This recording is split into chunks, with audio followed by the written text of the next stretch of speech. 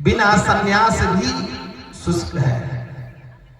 अगर पुत्र नहीं जिसके घर में, वो सन्यासी बन जाता है महाराज, तो केवल बनता है, उसका चित्त गृहस्थ में लगा रहता है, ये हम जानते हैं। इसलिए सुख भोगने के बाद, गृहस्थ के सभी सुख भोगने के बाद जो सन्यासी बनता है वो सच्चा सन्यासी होता है, और जो गृहस्थ के सुख नहीं भोगता है वो सच्चा सन्यासी नहीं हो पाता है।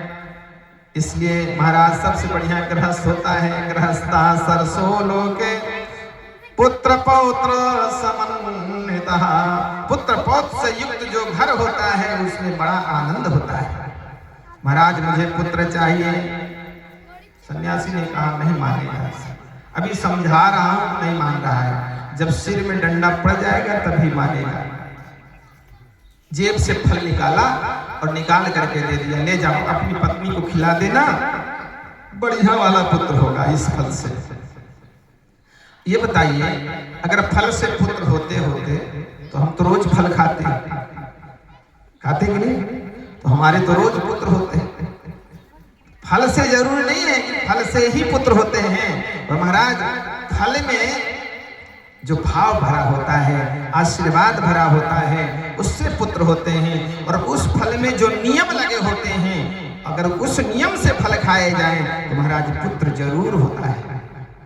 सन्यासी ने नियम बताया, ले जाओ अपनी पत्नी को फल खिला देना, दिन भर फलहार करेगी, शाम को एक बार भोजन करेगी, और उसके बाद झूठ नहीं बोलेगी।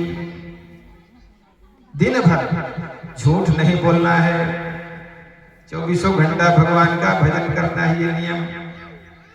आत्मजीव देव जी सोचने लगे, मेरी पत्नी साधारण नहीं है, बहुत झूठ बोलती है दिन भर, और उनको भोजन 3 बार लगता है, कहाँ तक कहें, एक बार बासी भी खा लेती, सुबह सुबह बासी भोजन भी पा लेती है, तो ये तो हो नहीं पाएगा। लेकिन समझाऊंगा। फल लिया और फल लेकर के आए, अपनी धर्म पत्नी को कहते हैं, देवी दुंदली ले इस फल को खा लेना। बोले ठीक है खा लूंगी। बोले खाना ही नहीं, और ध्यान देना, कभी भी फल को खिलाने के बाद नियम बताना, और पहले ही नियम बताने लगे। बोले फल को खाना, लेकिन इसके नियम है। बोले क्या नियम है? बोले दिन भर फलाहार करना। बोले ये तो नहीं हो पाएगा। बोले दिन भर भजन भी करना है, झूठ नहीं बोलना है। बोले ये भी नहीं हो पाएगा। बोले ठीक है खा लो।